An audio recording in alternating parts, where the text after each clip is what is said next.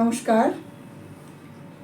আজকের টপিক হচ্ছে আমরা যে স্বপ্ন দেখি, যে রাজকন্যার স্বপ্ন দেখে সেই রাজকন্যার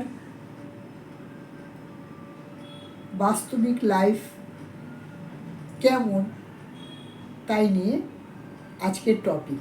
আমরা একটা গান অনেকেই শুনেছি, আমার স্বপ্নে দেখা রাজকন্যা থাকে সাতসাগর আর 13 নদীর পারে, ময়ূরপঙ্খী ভিড়িয়ে দিয়ে তারে নিয়ে এলাম তারে। ময়ূরপঙ্খী চালিয়ে তাকে নিয়ে এলাম, নিয়ে তো আমি এলাম রাজকন্যা, কিন্তু রাজকন্যাকে কি রাজকন্যার মতো রাখলাম? বা আমি যে রাজকন্যার কথা শুনে রাজকন্যাকে আমি নিয়ে এসেছি, সেই রাজকন্যাও তো একজন মানুষ।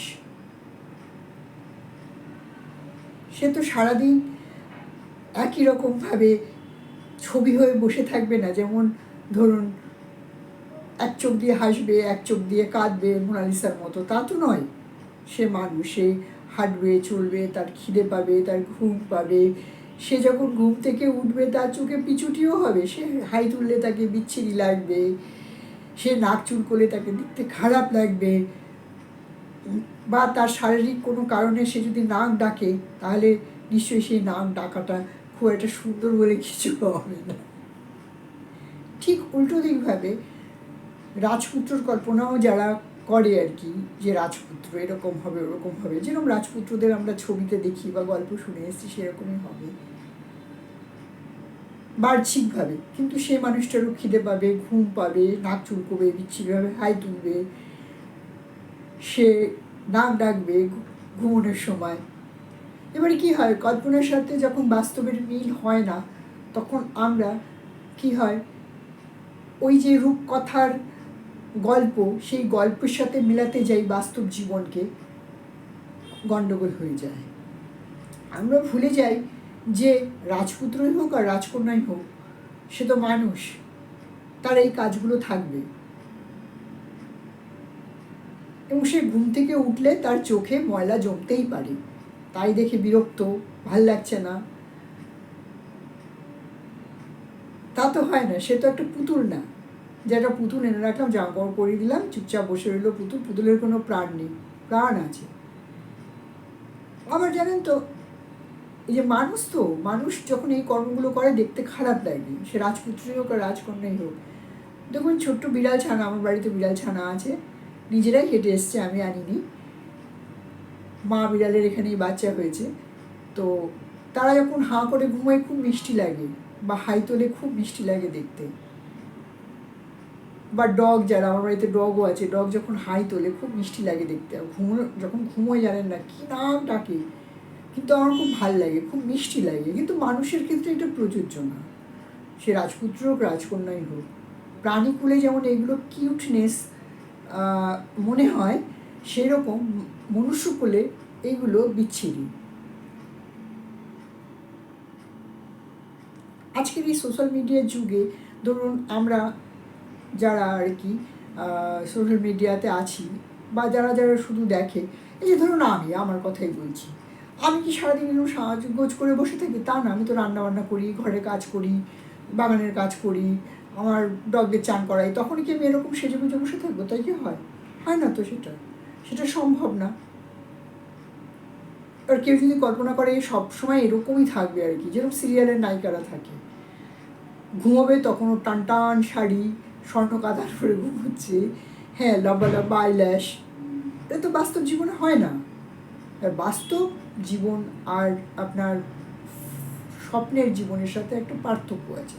বাস্তবটা বাস্তব, আমরা এটা ভুলে যাই এবং গণ্ডগোলের শিকার হই।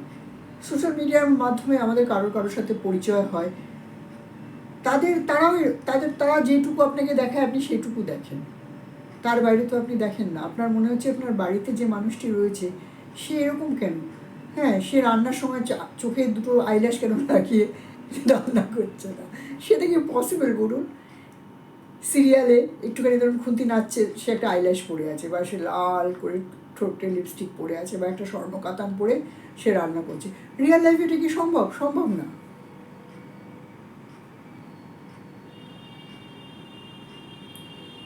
10 মিনিট আপনি যার সাথে ফোনে কথা বলছেন, সে তার বাড়িতে তার বাড়ির লোকের সাথে কেমন কী করে আপনি কি জানেন? আপনাকে যেইটুকু প্রেজেন্ট করছে আপনি সেইটুকুই জানেন।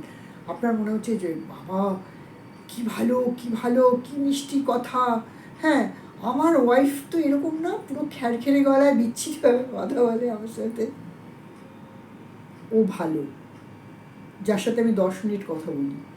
আর এই মহিলা ভালো না, তার কারণ হচ্ছে এ আমার কোনো দোষ দেখলে, আমি সিগারেট খেলে আমাকে বকে, আমার এটা ওটা যেগুলো বদ অভ্যাস সেগুলো দেখলে এ খুঁতখুত করে। আপনার বিরক্ত লাগছে।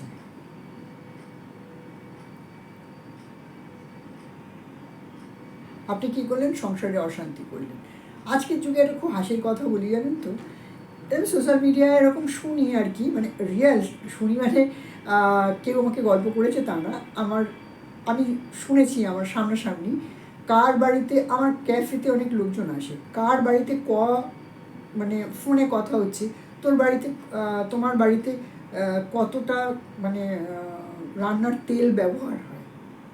ওদিক থেকে বোধহয় বলেছে 3 লিটার তেল বা 3 কেজি তেল ব্যবহার হয়। যে বাবা, তোমার বউ এত তেল খাওয়ায় তোমাকে? হ্যাঁ, তুমি তো মরে যাবে। সে আগেও জানে না, পরেও জানে না, শুধু 3 কেজি তেল ব্যবহার এটা জানলো। তাদের নাকি 500 তেলে হয়ে যায়, 2 কেজি চালে তারা খেয়ে নেয়। সারা মাস নাকি তাদের 2 কেজি চাল লাগে, কী খায় আমি জানি না। 2 কেজি চাল লাগে, আর বোধহয় 1-2 কেজি আটা লাগে, আর একটুখানি ওই 500 মতো, মানে 500 ml মতো অয়েল লাগে। এই বাড়িটায়, যে বাড়িতে 3 লিটার তেল লাগে, সেই বাড়িতে কটা লোক আছে, কারা কারা খায়, তাদের বাড়িতে কাজের লোক খায় কি না, হ্যাঁ, আর কি কি কাজে ব্যবহার হয় সেটা জানলো না। এই যে বাবা এত তেল খাওয়াচ্ছে, এই মহিলা তো মেরেই ফেলবে তোমাকে, আলগা পিরিত দেখালো। এবার ওয়াইফকে নিশ্চয়ই গিয়ে জিজ্ঞাসা করবে যে আমাদের বাড়িতে লিটার তেল খরচ, 3 লিটার তেল যে তুমি খরচা করছো, তুমি জানো শরীরের জন্য 3 লিটার তেল কত খারাপ? তারপরে একদিন সেই মানুষটির হয়তো এমন কিছু একটা অসুবিধে বা একটা অসুখ হয়েছে, তার তেল না খেলে, তৈলাক্ত জিনিস তাকে ডাক্তার খেতে বলেছে, একটু তেল বেশি করে খেতে বলেছে। রান্না বা ভাজাভুজির তেল বা অলিভ অয়েল চামচে করে শুধু খেতে না পারলে রান্নাটা একটু তেল তেলে করে খাওয়া। আরে তুই আগে জানিস না, পরে জানিস না, তুই পরের সংসারে নাক গলিয়ে সেই বাড়িতে ওই দিনের জন্য, ওই সময়টার জন্য কেন খারাপ করছিস? বা ধরুন হাজব্যান্ড ওয়াইফের মধ্যে কোনো ঝগড়াঝাটি বা কোনো একটা অশান্তি হয়েছে, সাথে সাথে সেই সোশ্যাল মিডিয়ার বন্ধুকে ফোন লাগাচ্ছে,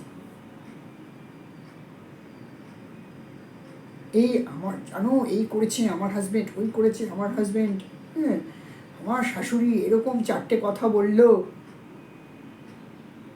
ঠিক সাইমালটেনিয়াসলি ভদ্রলোকও কিছু একটা হলেই ফোন লাগাচ্ছে, এই হয়েছে সেই হয়েছে, মন খারাপ, শরীর খারাপ, হ্যান না ত্যান না। আরে রিয়েল লাইফটা রিয়েল লাইফই, সেখানে এগুলো হবে, এগুলো চলবে, এগুলো স্বাভাবিক। যার সাথে 10 মিনিট কথা বলছি বা যার সাথে আমার 10 মিনিট কোনো দিন সেইভাবে দেখা হয়নি, তার জীবনযাত্রা সম্পর্কে আমার কোনো আইডিয়া নেই, শুধু বলে বলে এ বলছে ওকে, ও বলছে ওকে, কী হচ্ছে এইভাবে জানেন তো, সংসারগুলো আস্তে আস্তে না ভুসির মতো পরিণত হচ্ছে। যেটা আমাদের উপকার হওয়ার কথা, এই ধরুন এত ফোন, নেটওয়ার্ক, এত ইন্টারনেট, হ্যাঁ, এগুলো ব্যবহার করে আমাদের যোগাযোগ ব্যবস্থা, আমাদের স্বাস্থ্য পরিষেবা, আরও অন্যান্য যা যা পরিষেবা, আমাদের দূর দূরান্তে বাবা মা থাকলে তাদেরকে খোঁজ নেওয়া, আত্মীয় স্বজন থাকলে খোঁজ নেওয়া, বা আরও অনেক উন্নত জিনিসপত্র যেগুলো আমরা করতে পারি, সেগুলো তো হচ্ছেই এগুলোর মাধ্যমে। তার সাথে সাথে অনুসারী শিল্প হিসেবে সংসারে অন্য লোকের নাক গলানোটাও হচ্ছে। তাই আমার বন্ধুদের বলবো, বাস্তব জীবনটা বাস্তব জীবনের মতোই, স্বপ্নের রাজকুমারী, স্বপ্নের রাজপুত্র স্বপ্নেই আছে, রিয়াল লাইফের রাজপুত্র সে হাই তুলবে, নাক ডাকবে, নাক চুলকোবে, বিচ্ছিরিভাবে কথা বলবে, এবং রিয়াল লাইফের রাজকুমারী সে নাক চুলকোবে, হাই তুলবে, ঘুম থেকে উঠলে তার চোখে পিছুটিও হবে, এগুলো স্বাভাবিক। এইটা ভুলে গিয়ে মাঝ বয়স, কম বয়স, বেশি বয়স সব ফেয়ারি টেলে আমরা থাকছি। ফেয়ারি টেলে থাকবেন অবশ্যই, তাতে মন্দ কিছু নেই, ভালোই ভালো। কিন্তু আমাকে যদি এখন একটা মাটির আপনি একটা আম দেন, আমি খাবো, কি করে খাবো মাটির আমটা? ওটা তো মাটি দিয়েই তৈরি, খুব সুন্দর নিটোল। কিন্তু একটা আম আনা হয়েছে, যে আমটার গায়ে একটা ছিদ্র আছে, সেটুকু কেটে ফেলে দিলাম, কেননা আমটা একটু দেরি হয়ে গেছে কাটতে, আমটা একটু অল্প অল্প পচা, কেটে ফেলে দিয়ে বাদ বাকিটা আমরা সুন্দর করে প্লেটে গুছিয়ে খেলাম। এটা হচ্ছে রিয়াল লাইফ। আমরা এটা ভুলে গিয়ে সংসারে দেখুন অশান্তি, ঝগড়া, ডিভোর্স, বিভিন্ন রকম সম্পর্কে টানাপোড়েন এগুলো শুরু হয়ে যায়।